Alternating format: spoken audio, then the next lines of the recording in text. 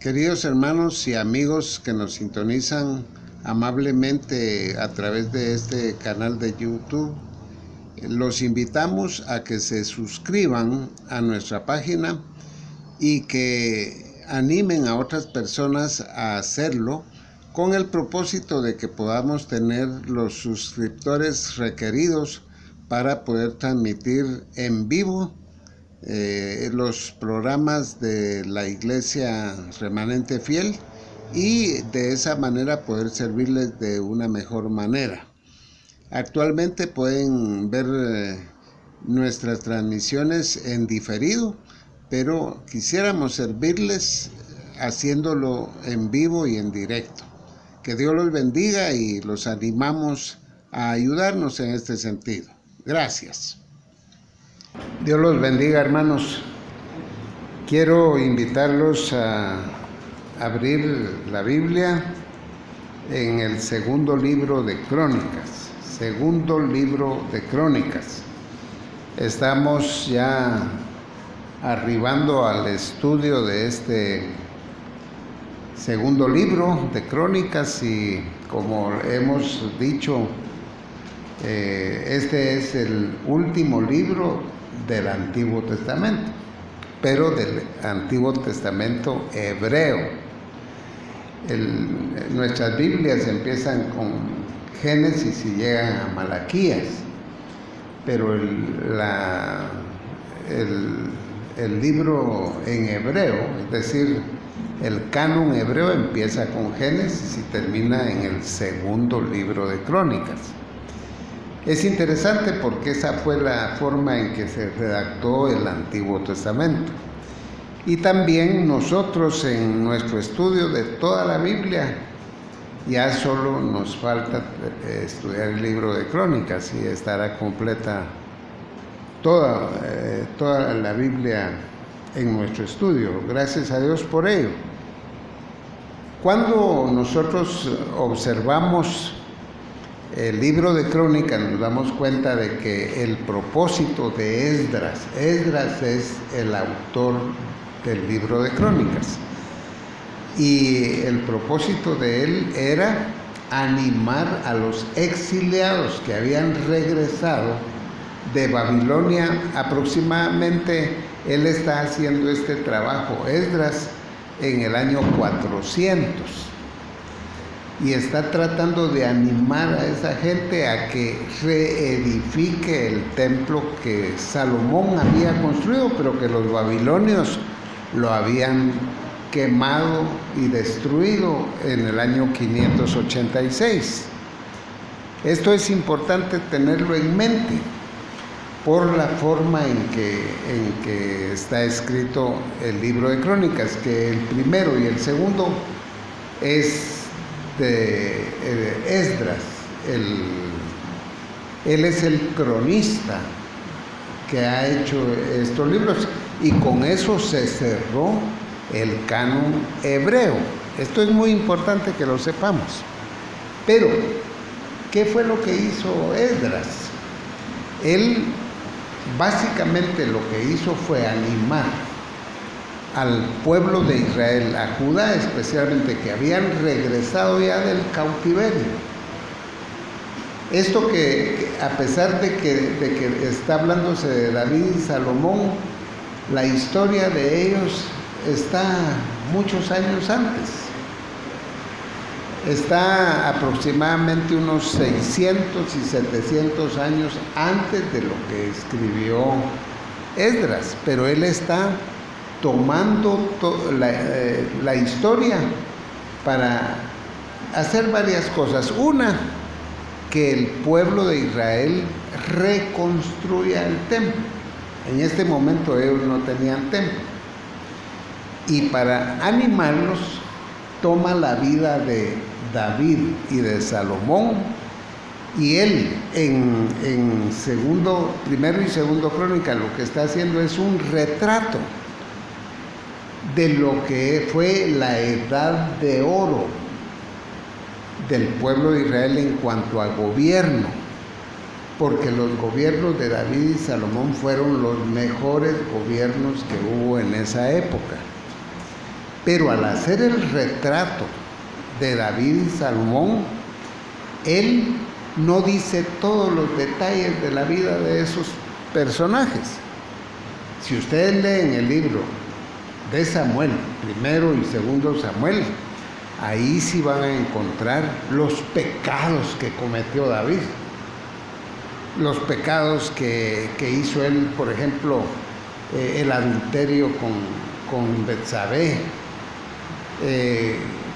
que también mató a Urías y todo eso, pero eso no lo va a encontrar en Crónicas. Eso no lo va a encontrar en Crónicas, porque él está haciendo un retrato de lo mejor de David para animar al pueblo de Israel a reconstruir. Entonces les habla de las glorias, de lo bueno, de lo que pasó antes que fue bueno. Él no se detiene a estar hablando de los defectos de estos dos reyes. El primero y segundo libro de Samuel, ahí sí se dice todo lo que pasó. Y no es que se quiere ocultar nada, el propósito es animar al pueblo de Israel a reconstruir, y entonces por eso nos presenta a un David guerrero triunfante. Eso es lo que vemos ahí. A un David que Dios le hace promesas. La promesa de que hará un pacto con David, que lo que hará es afirmar el trono de Israel. Y ese pacto que hizo con David le dice: y uno de tu descendencia se va a sentar en el trono eternamente. Imagínense. Ese es el pacto con David. Este pacto llega a ser incluso, ya en el libro de Crónicas, más relevante que el pacto que hizo Dios con Moisés en el monte Sinaí. Porque lo que pasa es que lo que se quiere es exaltar que a este planeta Tierra, con Israel a la cabeza de las naciones, va a haber un reino de 1000 años. Por supuesto, los 1000 años se revelan hasta el Nuevo Testamento, y que ahí se va a sentar un descendiente de David y va a reinar los 1000 años. Es el Señor Jesucristo. Así no fue que se le dijo a David ni se le dijo al pueblo en los días de Esdras, pero ya cuando vino Jesús se cumplió esa promesa. Ahora nosotros ya entendemos cómo es que el pacto davídico se va a cumplir. Y cuando venga el Señor Jesús en su segunda venida, va a reinar por 1000 años aquí en la tierra, sobre el pueblo de Israel y sobre todo el planeta. Va a ser un imperio el que va a haber, con el hijo de David a la cabeza. Pero ese hijo de David es hijo de Dios también.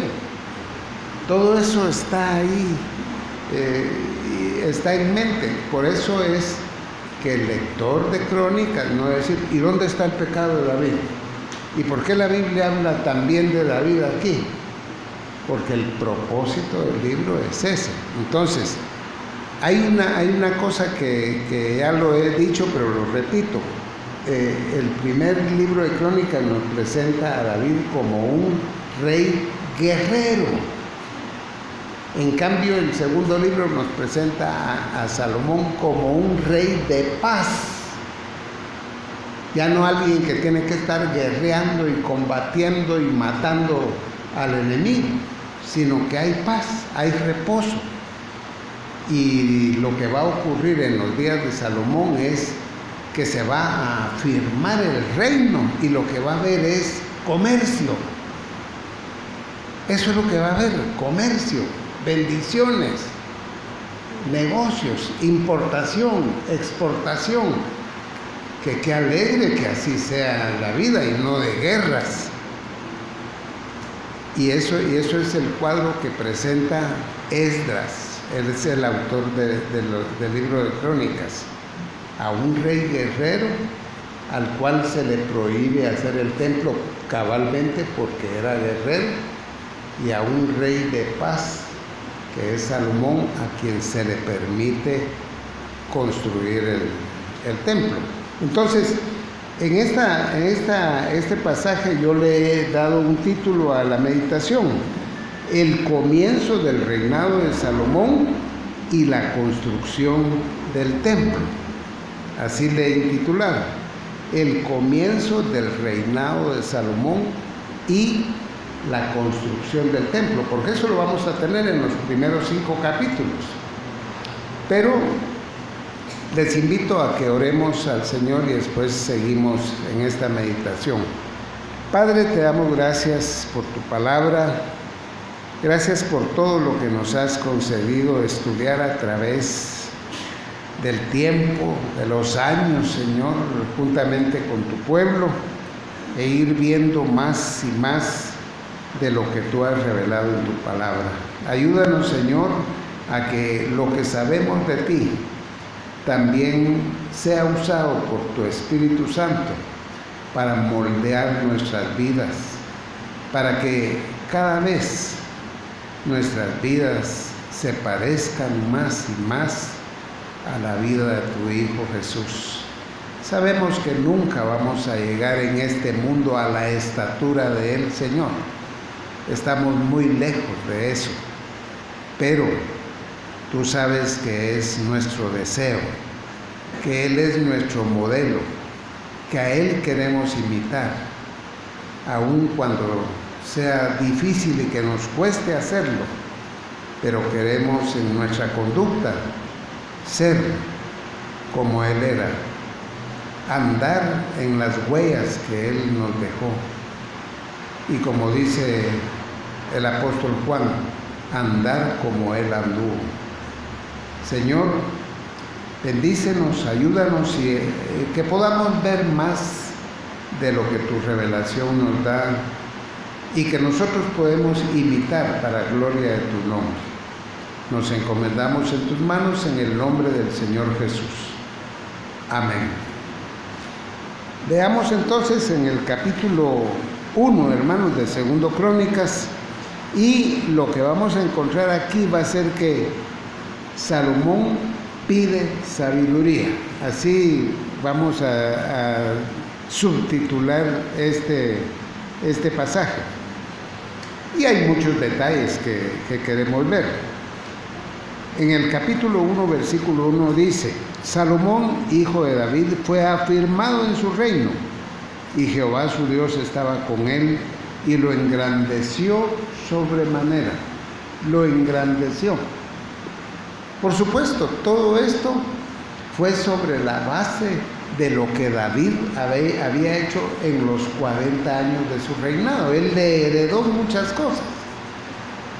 Y lo más importante que le heredó fue la enseñanza de la vida espiritual, de esa lucha espiritual que David también tuvo en su vida y que aprendió muchas cosas para agradar al Señor a pesar de todos sus defectos. Pero dice el texto que Salomón fue afirmado en su reino. Desde el comienzo de su reinado, Salomón estableció un firme control, y esto se debió, como dice ahí, a que Jehová estaba con él. La presencia y bendición de Dios afirmó el reino de Salomón.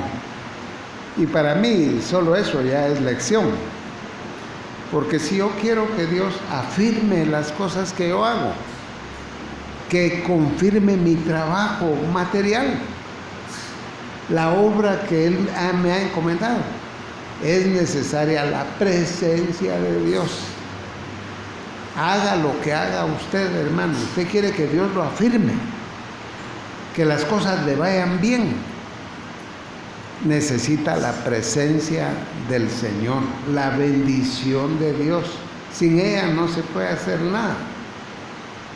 La gente que no conoce al Señor, Dios los bendice también, pero el creyente está consciente de que sin el Señor nada podemos hacer.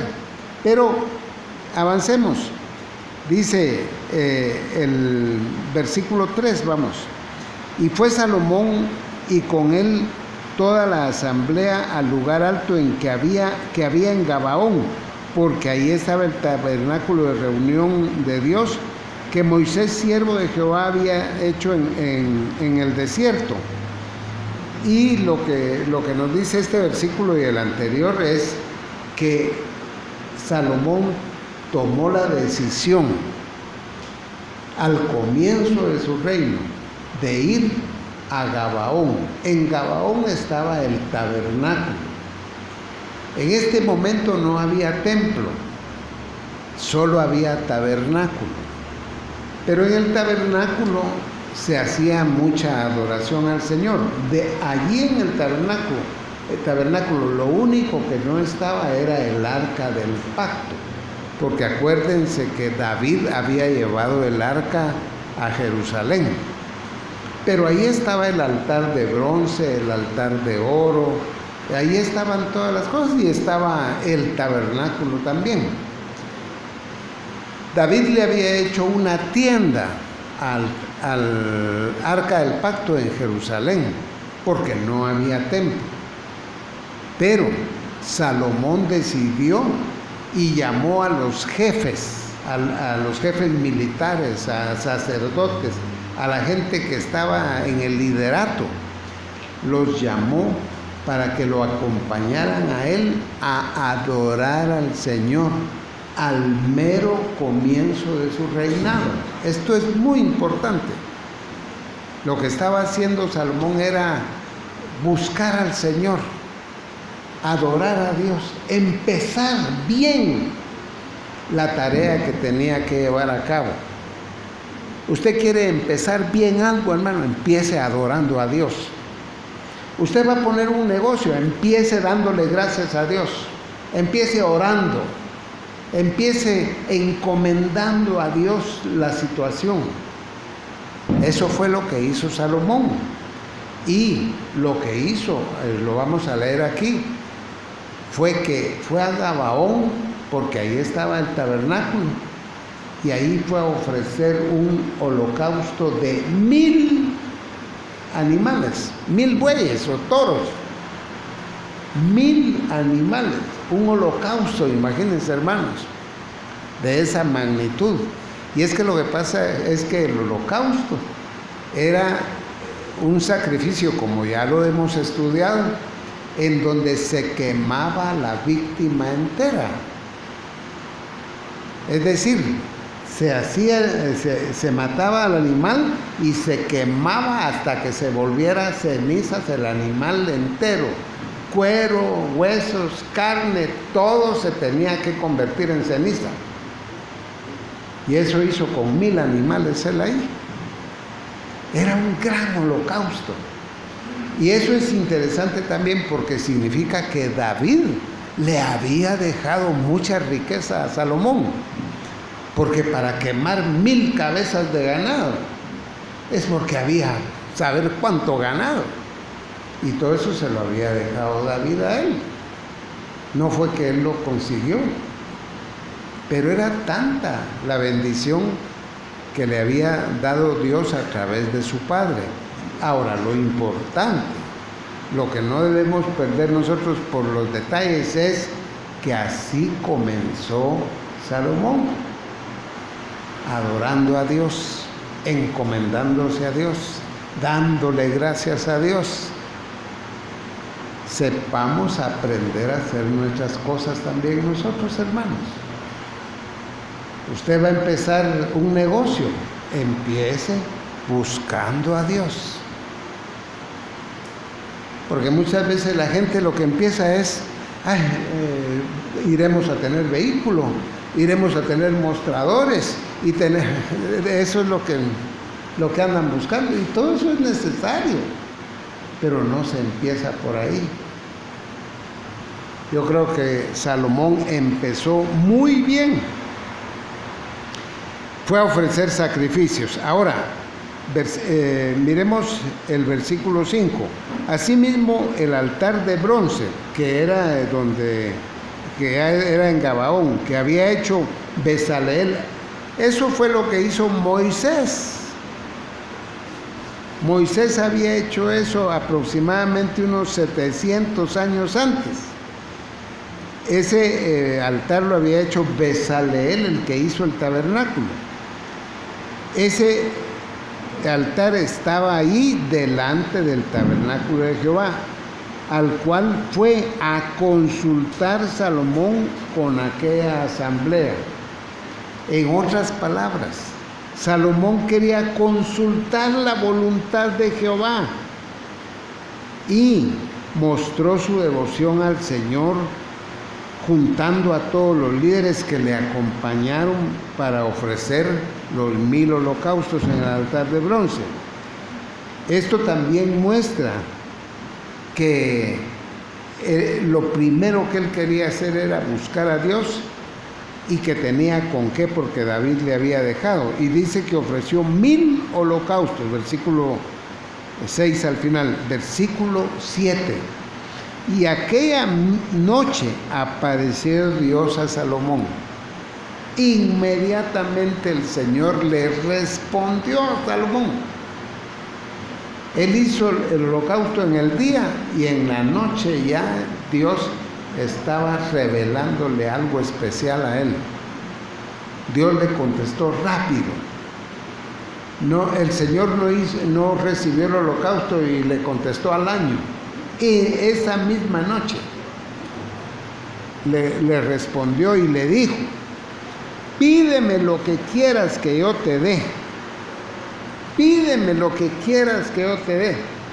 Imagínense el Señor lo que le ofrece a Salomón, que lo que quiera se lo da. Y Dios con su omnipotencia puede dar lo que le pidan. Hasta lo que nos parece imposible, Él lo puede dar, porque Él puede hacer todo. Todo lo puede hacer.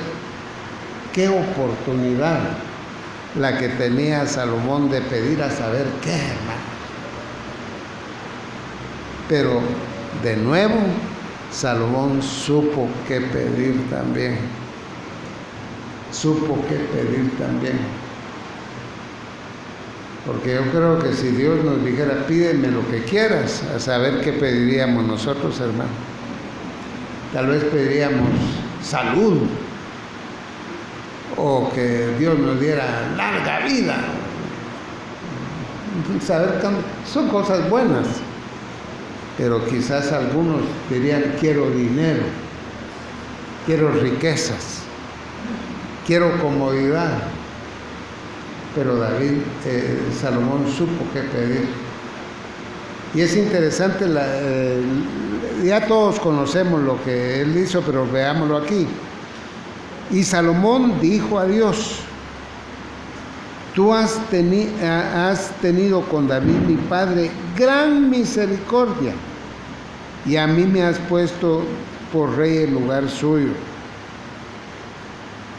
Y le dice: confírmese pues ahora, oh Jehová, Dios, tu palabra dada a David mi padre, porque tú me has puesto por rey sobre un pueblo numeroso como el polvo de la tierra. Y lo que está expresando Salomón aquí es temor. Tiene miedo. Y dice, permítame hablar así, mi papá supo gobernar esto, pero yo no sé. Él supo llevar adelante guerras y de todo lo que hizo, pero yo no tengo capacidad. Lo que está expresando es miedo. Miedo de ser el rey de Israel. Y está diciendo, hay que dirigir a esta gran muchedumbre. Esto no es fácil. Qué bueno que así pensaran los que quieren ser presidentes de los países, ¿verdad? Que no es fácil la tarea, pero por montones se quieren hacer presidentes. En cambio, él ya era el rey de Israel y se sentía incapaz. Sentía que él no era un estadista, que él no era un guerrero igual que su padre y que le iba a costar mucho gobernar al pueblo de Israel. Así empezó Salomón. Y dice: dame ahora sabiduría y ciencia. Eso fue lo que pidió. Para presentarme delante de este pueblo, porque ¿quién podrá gobernar a este tu pueblo tan grande? Dame sabiduría y ciencia. Algunas personas creen que Salomón pidió sabiduría así de todo. Quiero ser filósofo, quiero ser matemático, Eso no era lo que estaba pidiendo él. Él lo que era pidiendo sabiduría y ciencia para gobernar al pueblo de Israel. Ese tipo de sabiduría estaba pidiendo él.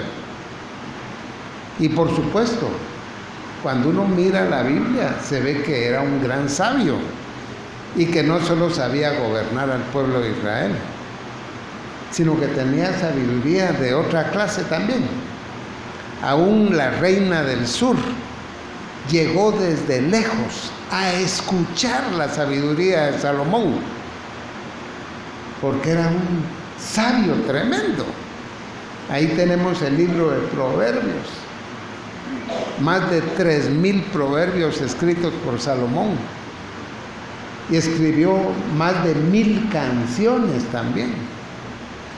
El Cantar de los Cantares es de él, el libro de Eclesiastés es de él, y al estudiar eso se ve que el hombre era sabio.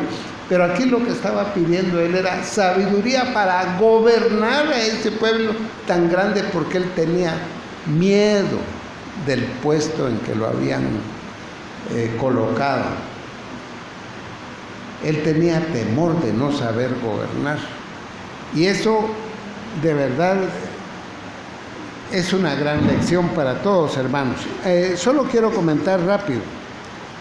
La palabra sabiduría que está aquí es la palabra Jokma en hebreo, y es la capacidad de ejercer buen juicio y discernimiento.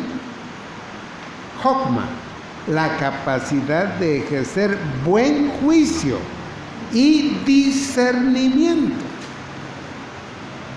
Estaba pidiendo que el más alto nivel intelectual que él tenía y que lo tenemos todos nosotros también, el discernimiento, se desarrollara en él.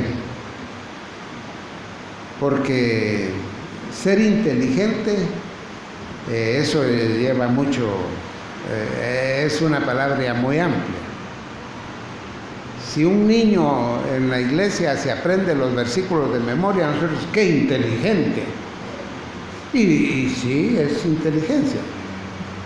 Pero la memoria no es el más alto grado de la inteligencia, sino es el más sencillo de todos los grados.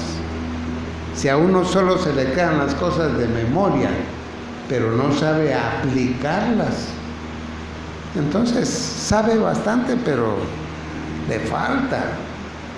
Porque lo que aprendemos, si lo sabemos aplicar a la vida, a las circunstancias, a los problemas que se nos vienen, lo que sabemos de memoria, lo aplicamos ahí y ya somos más inteligentes. Ya un nivel más alto de inteligencia se ha desarrollado en nosotros. Pero si de todo el mensaje que usted oye en una hora, usted puede hacer una síntesis y en 1 minuto o 2 decir de qué se trató, pero incluyendo todo, usted es mucho, mucho inteligente. Cuando uno es capaz de analizar, no solo de oír y oír y oír, sino analizar lo que le están diciendo y luego sintetizar lo que está oyendo. Eso quiere decir que usted ha madurado mucho. Porque un niño se le queda de memoria, pero la síntesis le es difícil hacerlo. Por eso antes había una frase, cuando alguien estaba hablando y no terminaba de hablar, la gente le decía, bueno, en síntesis. le decían a uno, en síntesis, ¿qué está hablando? Pero lo más alto de todo es el discernimiento, distinguir entre el bien y el mal. Eso sí es alto grado de madurez, y eso es lo que está pidiendo aquí Salomón. Jokma, ayúdame a ser sabio y a aplicar el conocimiento de una forma práctica y ser capaz de discernir. Y hermano, yo le quiero decir algo, no estoy hablando de esto solo por hablar. Cuando uno va a la iglesia, lastimosamente eso no está pasando en todas las iglesias, pero cuando uno va a la iglesia, lo que deben hacer con uno desde que es niño hasta que se vuelve anciano es enseñarle a discernir. Para eso es que se da tanta enseñanza y conocimiento y todo, para que uno tenga elementos para evaluar las circunstancias, para juzgar si esto está bien o está mal, porque nos vamos a enfrentar a la vida, a cosas en donde debemos saber si hago esto o hago lo otro, qué queda mejor, qué le agrada a Dios y qué no le agrada a Dios. A eso vamos a las iglesias, pero lastimosamente mucha iglesia solo va uno a entretenerse ahí y a pasar un buen rato y a dar su ofrendita y a sentirse que ya cumplió, aunque no haya crecido, ni haya madurado, ni sepa discernir. Esa es, y lo digo para que con conciencia nos presentemos a la iglesia a ver cómo crecemos en el conocimiento y en la gracia del Señor Jesús. Y que como Salomón le digamos al Señor, dame sabiduría y ciencia. Sabiduría y ciencia. La palabra otra es ciencia, que es madá en hebreo, y es el conocimiento práctico para resolver asuntos cotidianos. Eso es ciencia aquí.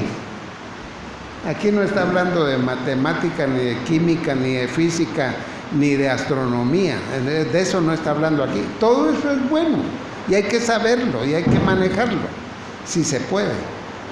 Pero lo importante es cuando usted pone en práctica lo que sabe. Entonces sí hay ciencia de la buena.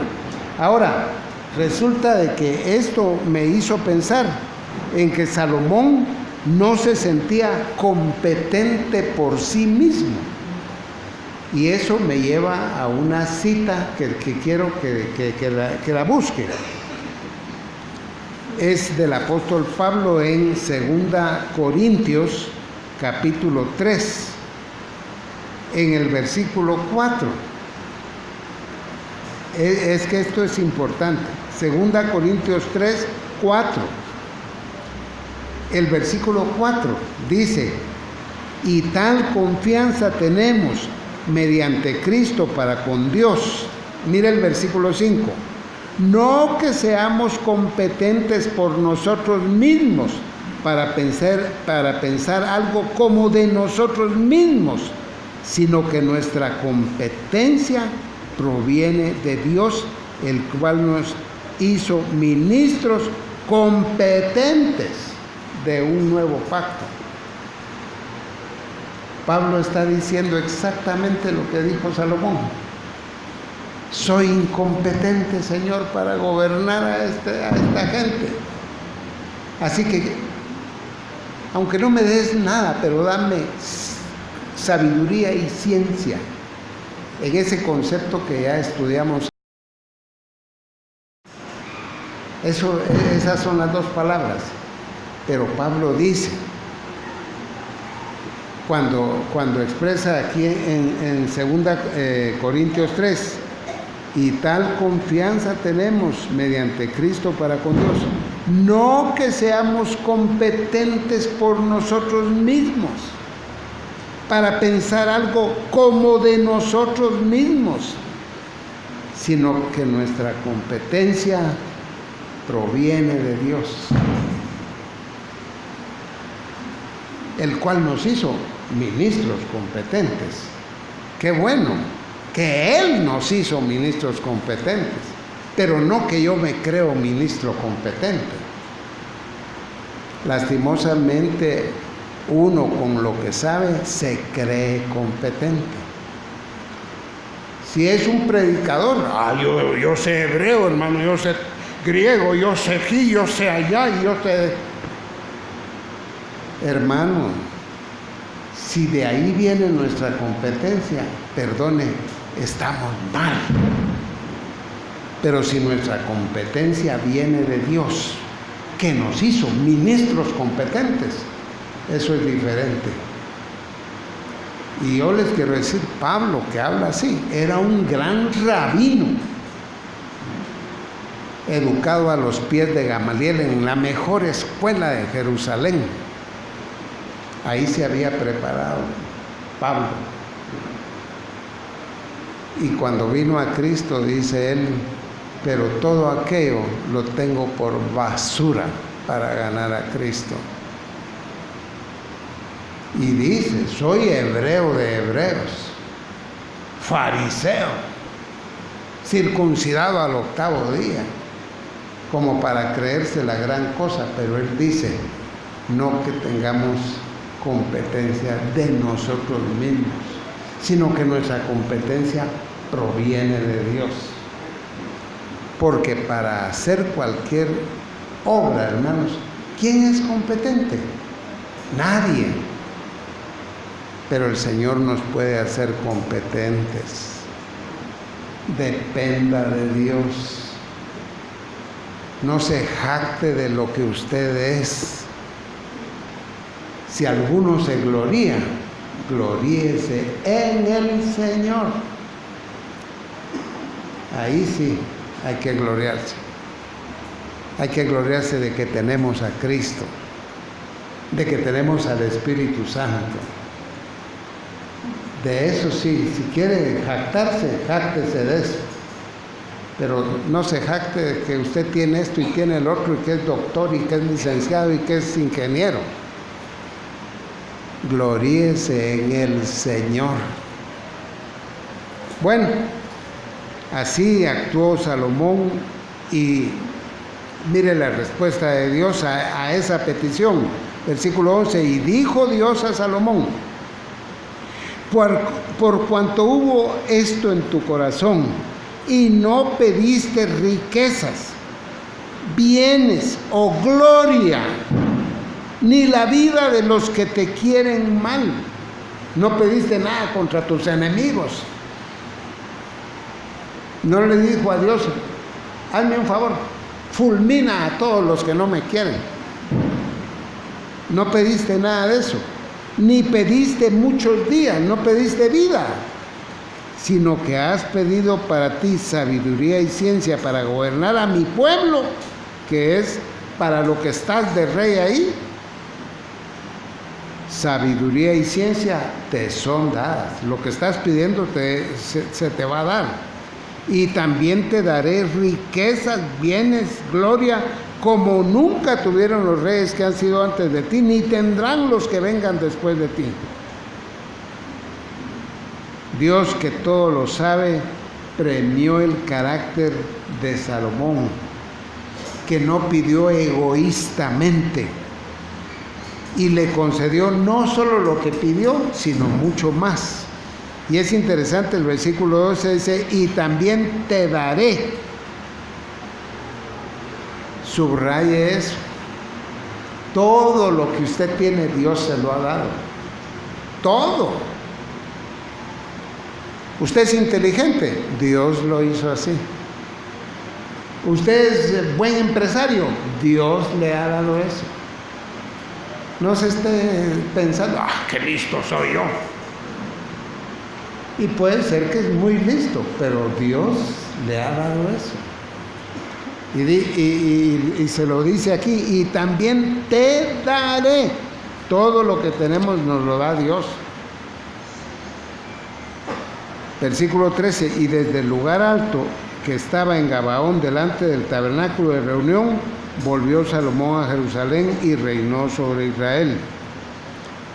Ahora, a partir del versículo 14, Esdras, que es nuestro cronista, que es el que está diciendo, que está repitiendo toda esta historia, empieza a decir así: y juntó Salomón carros y gente de a caballo, y tuvo 1,400 carros, 12,000 jinetes, versículo 15, y acumuló el rey plata y oro en Jerusalén como piedras. Oro y plata como piedras. Ustedes saben, hermanos, que las piedras prácticamente no valen nada porque hay por montones. Pero él, lo que está diciendo Esdras es: el oro y la plata abundaban tanto que parecía que eran piedras de las comunes y corrientes. Ahora, ¿por qué está diciendo Esdras esto? Lo que está diciendo es que para mostrar la fidelidad de Dios a la promesa hecha en respuesta a lo que pidió Salomón, dice Esdras viene y empieza a hacer un recuento detallado de las bendiciones que Dios le dio a Salomón, y está diciendo: se hizo de carros, se hizo de jinetes, se hizo de todo, y todo eso fue porque pidió sabiduría y ciencia, y Dios le dio eso, y le dio riquezas, y le dio poder, y le dio carros, y caballos, y jinetes, y oro, y plata, como que hubieran sido piedras comunes y corrientes. No está hablando de aquí de piedras preciosas, está hablando de que abundaba tanto. Antes, la gente, solo porque quiero ilustrar lo que está diciendo Esdras,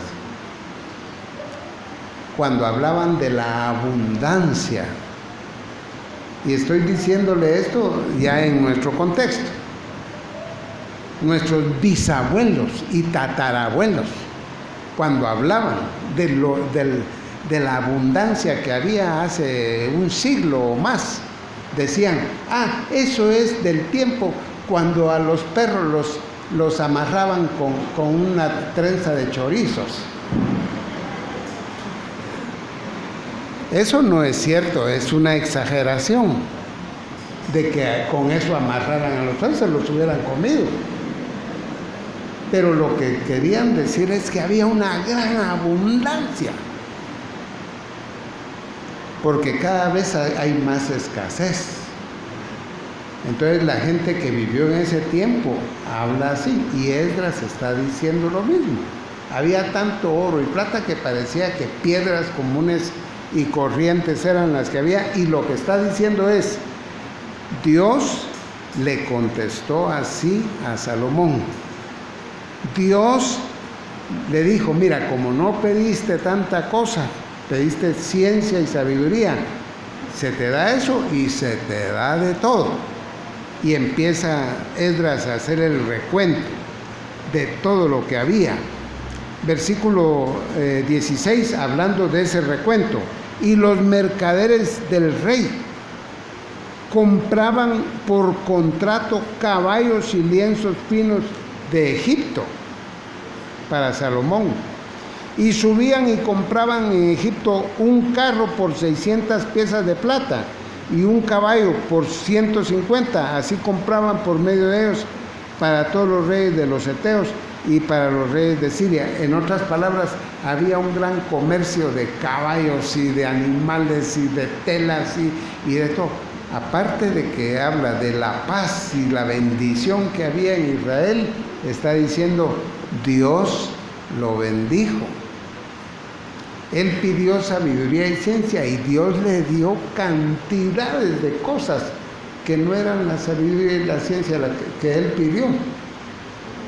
Porque Dios, cuando vio que él no pidió tontamente, no pidió egoístamente, le dio lo que pidió, que fue lo bueno, y le dio lo que viene por añadidura. Le dio de todo. A veces hay gente que lo que anda es buscando oro, plata, telas y todo eso, y no buscan a Dios. No buscan la sabiduría. El comienzo de la sabiduría, el arranque de la sabiduría es el temor a Jehová. Y cuando uno tiene temor de Jehová, Dios lo bendice en todo lo demás. Pero la gente anda buscando todo lo demás menos el temor de Jehová, porque se actúa tontamente. Creen que lo material es lo más importante. Creen que la ropa, las casas, la gasolina, eso es lo más importante. Lo más importante es el Señor. Ese debe ser el tesoro del corazón del creyente, el Señor. Y si tenemos al Señor, lo tenemos todo, y si no lo tenemos a Él, nos falta todo. Y puede ser que alguien hasta sea rico y todo, pero va a ir a parar al infierno. Entonces es el más infeliz que pueda existir. Pero hay que tener la sabiduría de la palabra de Dios. Ahora, con todo lo que se menciona aquí, del comercio y de las riquezas y de los caballos y los carros, es evidente que Salomón obtenía muchas ganancias y aún así no debió haber acumulado tan gran cantidad de caballos, porque en Deuteronomio 15 está prohibido que el rey de Israel se llene de caballos y de oro y de todo eso, porque se exponía al tener todo eso a la tentación de confiar más en las cosas materiales que en Dios. Se exponía a eso. Y es que lo que pasa es que, miren hermanos, hay que tener cuidado. Esta historia hasta aquí les estoy diciendo, él comenzó bien. Empezó adorando a Dios en Gabaón, ofreciendo 1000 bueyes en sacrificio de holocausto al Señor. Fue a consultar a Jehová, Dios le contestó y se empezó a llenar de riquezas. Y ahí es donde está el peligro, porque puede ser que uno empieza muy bien, pero ya cuando tiene dinero, ya tiene casa, tiene palacio, tiene todo esto, hay la tentación de olvidarse de Dios. Es tentación. Dichoso aquel que tiene de todo y no se olvida de Dios, que tiene de todo y se aferra más al Señor, que tiene de todo y el tiempo libre y todo que le queda ya con tanta riqueza es para estudiar la palabra de Dios, para servir al Señor, para amar al Señor y al prójimo. Así sí. Pero si uno ya con todo lo que tiene cae en la tentación de confiar en todo lo que tiene y no en el Señor, ya está fallando. Ya está fallando. Esa fue la situación que primeramente se dio en la vida de Salomón. Ahora, es difícil entrar a ver todo lo que falta, pero quiero tomar un tiempecito así, hermanos, para ir al capítulo 2. Dice versículo 2:1: determinó pues Salomón edificar casa al nombre de Jehová y casa para su reino. Determinó edificar casa para Jehová. Acordémonos que ya David le había dejado todo lo necesario para la edificación, pero primero hizo lo que vemos en este capítulo 1. Y designó Salomón, versículo 2, 70,000 hombres que llevasen cargas 80,000 hombres que cortasen los montes y 3,500 que los vigilasen. Imagínense, hermanos, la magnitud de la construcción del templo que hizo Salomón. Eran 153,500 hombres para llevar a cabo los trabajos de construcción. 153,500. Iba a ser una cosa grande la que él iba a construir. Y por supuesto, aquí él estaba en el tiempo, por decirlo así, de su clímax espiritual. Estaba deseando hacer lo mejor para el Señor. Y envió a decir Salomón a Hiram, rey de Tiro. Tiro era una de las ciudades de los fenicios. Los fenicios eran un pueblo que había venido de la isla de Creta y habían fundado a Tiro, Sidón y Biblos, que eran las ciudades que estaban ahí cerca de Israel. Y dice que mandó a llamar al rey Hiram. Hiram había sido amigo de David también durante su vida. Y le dijo: haz conmigo como hiciste con David mi padre, enviándole cedros para que edificara para sí casa en que morase. He aquí yo tengo que edificar casa al nombre de Jehová mi Dios, para consagrársela, para quemar incienso aromático delante de él, y para la colocación continua de los panes de la proposición, y para los holocaustos a mañana y tarde, en los días de reposo, nuevas lunas, festividades de Jehová nuestro Dios, lo cual ha de ser perpetuo en Israel. Y es interesante que cuando le habla a Hiram no era creyente, a pesar de muchas cosas que él habla aquí, no era creyente, pero David y Salomón le dieron buen testimonio a Hiram, a un rey pagano, a un rey que adoraba a otros dioses y que tenía otras creencias, pero cuando hablaban con él, le hablaban como que hubiera sido creyente, porque le está diciendo: tenemos que quemar el incienso, poner las mesas de los panes de la proposición, tenemos que hacer esto y celebrar las fiestas. Le hablaban como que Hiram hubiera sido judío y que entendiera todo, porque ellos aprovecharon la oportunidad para hablar de su Dios y de sus costumbres a gente que tal vez ni entendía nada de eso. Pero David y Salomón le dieron buen testimonio a Hiram. Hiram los admiraba por su conducta como reyes de Israel y reconocía que Dios los estaba bendiciendo. Hay mucha gente que no conoce a Dios, pero sí lo conoce a usted. Deles buen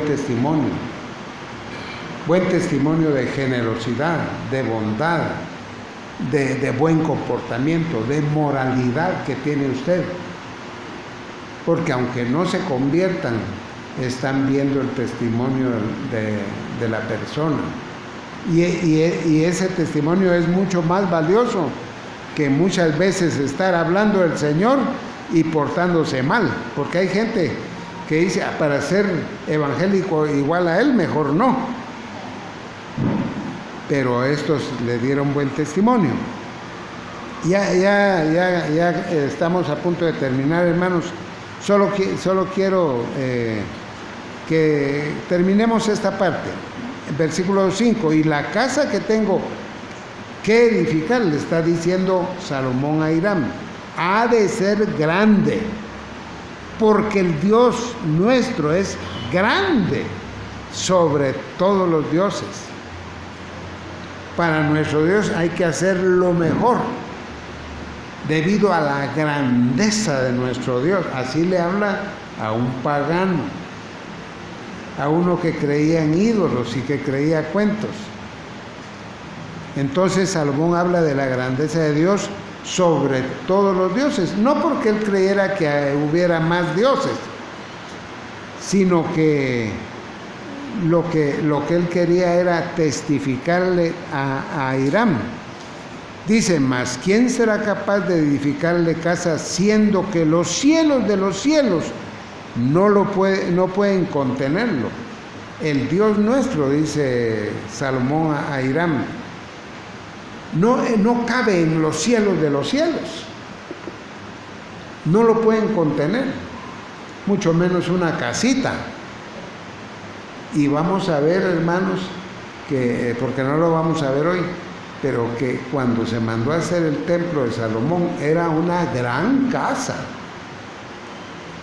Y era de lo mejor que podía poner Salomón ahí. Eran millones, perdonen la palabra dólar, porque esa no existía en aquel tiempo tampoco. Eran millones de dólares en oro, plata, bronce, cedros, cipreses y de todo lo que se puso ahí. Y solo los constructores eran 153,000 hombres. Solo con eso ya se puede imaginar lo grande. Y quiero decirles algo. A pesar de eso, dice Salomón, aunque le hiciéramos lo más grande a nuestro Dios, no es nada para lo que es Él. No es nada para lo que es Él. Y con eso quiero terminar.